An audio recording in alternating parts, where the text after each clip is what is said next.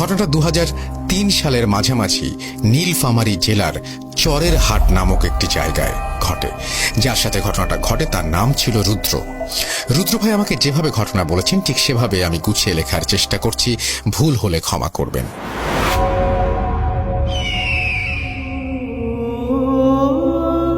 আমি খুব ভালো একজন ক্রিকেটার, তবে স্থানীয় পর্যায়ে। প্রায় সময়ই পাশের এলাকার ছেলেরা আমাকে ভাড়া করে নিয়ে যেত, তবে সেটা ইউনিয়নের মধ্যে। 6-8-2003 আমি তখন অষ্টম শ্রেণীতে পড়াশোনা করি। পড়াশোনায় মনোযোগ একেবারেই কম। প্রেমটা ছিল ব্যাট বলের সাথে, পড়াশোনা কখনোই করতাম না। শুধুমাত্র নামেই ছিলাম ছাত্র, বাস্তবে নয়। সারাক্ষণ ক্রিকেট খেলা নিয়ে ব্যস্ত থাকতাম। এর জন্য মা, বাবা, বড় ভাই কিছু না বললেও মেজো ভাই আমাকে অনেক শাসন করত। আমি যখন একা থাকতাম তখন সে আমাকে অনেক বেশি পেটাতো, অনেক সময় অজ্ঞান হওয়ারও নজির আছে। যা হোক, এসব কথা বলতে চাচ্ছি না, তবে একটা কথা না বললেই নয়, আমি ছিলাম অত্যন্ত সাহসী, যা এলাকার সকলেই কম বেশি অবগত ছিল। আসলে ভয় শব্দটা আমার ব্যক্তিগত ডিকশনারিতে ছিল না।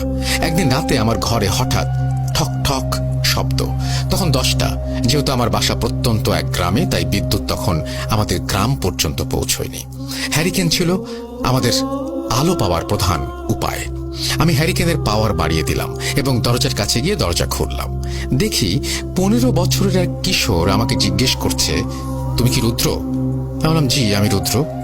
সে কিশোর ছেলেটা আমাকে বলল, তুমি কি কালকে চরের হাটে ক্রিকেট খেলতে যেতে পারবে? তো আমি বললাম, অবশ্যই, ক্রিকেট যেখানে আমি সেখানে, যে কোনো উপায়ে যাব। সেই কিশোর আমাকে বলল, তাহলে কাল এসো। আগামীকাল চরের হাট মাঠে একটা নাইট ম্যাচের আয়োজন করা হয়েছে, তোমাকে আমাদের টিমে খেলতে হবে। বলে রাখা ভালো, চরের হাট অনেক বড় একটা স্কুলের মাঠ এবং সেখানে বিদ্যুৎ আছে, বেশ উন্নত একটি এলাকা। সেই চরের হাটে আছে অনেক বড় কবরস্থান এবং অনেক বড় শ্মশানও বলতে গেলে। অত্র এলাকায় রাজধানী চরের হাট, কিন্তু সেখানে কোনো বাজার বসতো না, তাই চরের হাটে রাস্তা সবসময় জনশূন্য থাকতো। আমি জিজ্ঞাসা করলাম, তোমাকে চিনলাম না। জবাবে সেই কিশোর বলল, সর্দার পাড়ায় আমার বাড়ি। কোনো এক মাধ্যমে জানতে পারলাম তুমি অনেক ভালো ক্রিকেট খেলতে পারো, সেজন্য তোমার কাছে আসলাম। তুমি খেলতে আসলে তোমাকে 50 টাকা দিব, হারলেও দেব, জিতলে তো দিবই।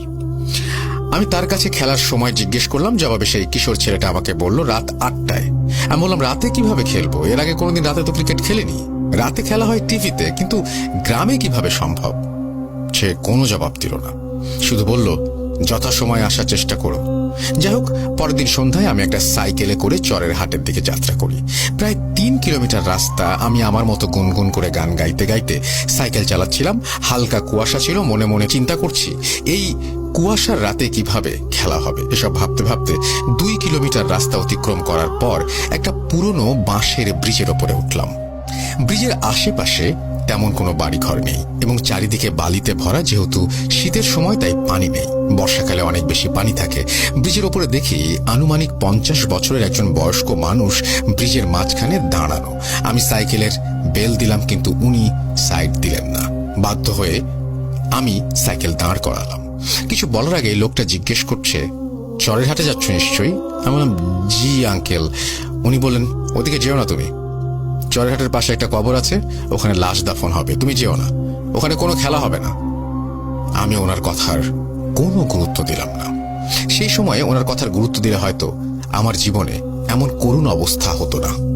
তো আমি সাইকেল চালানো শুরু করলাম। কিছু দূর যাওয়ার পর আওয়াজ আসছে, এই ছেলে, তোমাকে না আমি নিষেধ করছি, কেন তুমি আমার কথা শুনতে চাচ্ছ না? আমি বলছি যেও না। আমি সাইকেল দাঁড় করালাম ওনাকে দেখার জন্য, কিন্তু ওনাকে সেখানে দেখা যাচ্ছে না, শুধু আওয়াজ আসছে, ওখানে যেও না, ওখানে যেও না। একটু ভয় পেলাম। রাস্তা জনশূন্য, শীতের রাত, মাঝারি কুয়াশা। আমি আর আগু পিছু কিছু না ভেবে সাইকেল চালিয়ে চরের হাট পৌঁছালাম। চরের হাটে গিয়ে দেখি কোনো কিছুই নেই, নেই কোনো আয়োজন। কি শুনশান নীরবতা, মাঝে মাঝে শেয়ালের ডাক। আমি বিস্মিত হলাম, তাহলে ওই লোকটার কথাটাই ঠিক ছিল। এসব ভাবতে ভাবতে সাইকেলে উঠে রওনা দেব, এমন সময় রুদ্র বলে ডাক দিল সেই কিশোর, তুমি কোথায় যাচ্ছ? আমি বললাম, কোনো খেলোয়াড় নেই, লাইট নেই, এখানে কোথায় খেলা হবে? সেই কিশোর ছেলেটা বলল, আমার সাথে এসো। এরপর আমি বললাম, তুমি আমার সাথে দুষ্টুমি করছো কেন? আমি খেলতে যেতে পারবো না। তখন ছেলেটা বড় বড় চোখ করে আমার দিকে তাকিয়ে আছে দেখলাম, আর বলছে, তোমাকে যেতেই হবে। সেই কিশোর ছেলেটা আমাকে বাধ্য করলো তার সাথে যেতে। পথিমধ্যে তাকে আমি জিজ্ঞেস করলাম আমাকে কোথায় নিয়ে যাওয়া হচ্ছে। সে কিছুই বলল না, বলল চলো। যাওয়ার সময় রাস্তায় অনেক প্রশ্ন করলাম, কিন্তু আমার ছুড়ে দেয়া প্রশ্নের যথাযথ জবাব না দিয়ে শুধু বলছে আমার সাথে চলো। আমি একটু চালাক, বললাম সাইকেলটা ওখানে আছে, আমি গিয়ে একটু নিয়ে আসছি। সে আমাকে বলল ওইখানেই থাক। আমি কোনো ক্রমেই তার কথা শুনলাম না, একটা ধমক দিলাম। কিশোর ছেলেটা বলল ঠিক আছে, সাইকেল নিয়ে আসো। আমি তাড়াতাড়ি সাইকেলের কাছে গেলাম, ভাবলাম তাড়াতাড়ি কেটে পড়ি, সাইকেলে উঠে রওনা দেবো। এমন সময় দেখি কিশোর ছেলেটা আমার সামনে হাজির। সে জিজ্ঞাসা করছে কোথায় যাচ্ছ। আমি বললাম তোমার কাছে যাচ্ছি। সে বলল মিথ্যাচার করো না, এর ফলাফল ভয়াবহ হবে, চলো আমার সাথে। ততক্ষণে বুঝতে বাকি রইল না প্যারানরমাল কিছু ঘটতে যাচ্ছে আমার জীবনে। তবুও বুকে সাহস নিয়ে রওনা দিলাম। সেই ছেলেটাকে অনেক কথা জিজ্ঞেস করলাম, কিন্তু না, কোনো জবাব নেই, শুধু বলছে চলো আমার সাথে চলো। কিছু দূর যাওয়ার পর হঠাৎ চোখের পলকেই সামনে একটা অভিজাত বাড়ি, এক অন্য জগৎ। আমি অবাক হলাম, এই চরেরহাটের মতো অজপাড়া গায়ে এমন বাড়ি কল্পনা করা যায় না। অনেকটা স্বপ্ন মনে হলো। গায়ে চিমটি মেরে দেখলাম ব্যথা পাচ্ছি। ভাবলাম সত্যিই তাহলে আমি এই বাড়ির সামনে, এমন সুন্দর বাড়ির সামনে দাঁড়িয়ে আছি। এত সুন্দর বাড়ি তো আমি ঢাকা শহরেও দেখিনি। যাই হোক, বাড়ির ভিতরে গিয়ে তো রীতিমতো হতভম্ব। এত সুন্দর সাজসজ্জা করা রুম আমি কোনো দিনও দেখিনি। আর এভাবে কোনো রুমে সাজসজ্জা হতে পারে এটাও আমার কল্পনার বাইরে ছিল। ছোট্ট কিশোর ছেলেটা আমাকে তার বাবার রুমে নিয়ে গেলেন এবং বাবাকে বললেন তুমি যে একটা সাহসী ছেলেকে আনতে বলেছিলে, এই ছেলেটা অনেক সাহসী, দেখো কত সাহসী। এতক্ষণে তার চোখে মুখে কোনো ভয়ের ছাপ নেই। সে তার বাবাকে এই কথা বলে চলে গেল। সেই বয়স্ক লোকটা আমাকে বলল শোনো, ভয়ের কিছু নেই, তোমরা মানুষ, আমরা জিন জাতি। এ কথা শুনে আমার পায়ের নিচে কোনো মাটি নেই। ভয়ে হাত পা থর থর করে কাঁপছে। আমি তোমাদের কোনো ক্ষতি করব না, তোমাকে দিয়ে একটা কাজ করাবো। অনেকদিন থেকেই একটা সাহসী ছেলে খুঁজছি। তিনি আমাকে বললেন কিছুদিন আগে বাঁশখালী গ্রামে একটা লোক মারা গেছে, তার দাফন চরেরহাট কবরস্থানে হয়েছে। আজ রাতের 7 দিন শেষ হবে, সুতরাং আজ রাতেই তোমাকে সেই কবর থেকে সেই লাশটা তুলে আনতে হবে। এই কথা শুনেই আমি অজ্ঞান।